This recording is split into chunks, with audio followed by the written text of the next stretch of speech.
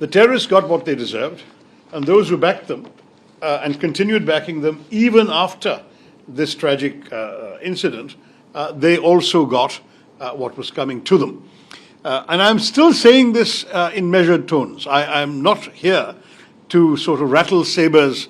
We are at peace today and we want to remain at peace. That's also a very strong message. But we want to remain at peace with strength. As your president said yesterday, not out of fear. We are not afraid that these people will hit us again. If they hit us again, they're going to get it back worse. We are determined to convey our steely determination and resolve, and we want the world to react also not with fear, but also not with indifference. And we want the world to understand why and what.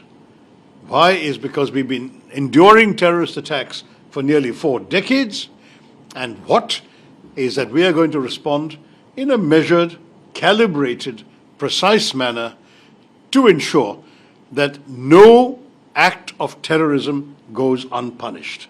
If you come and hurt us, there will be a price to pay.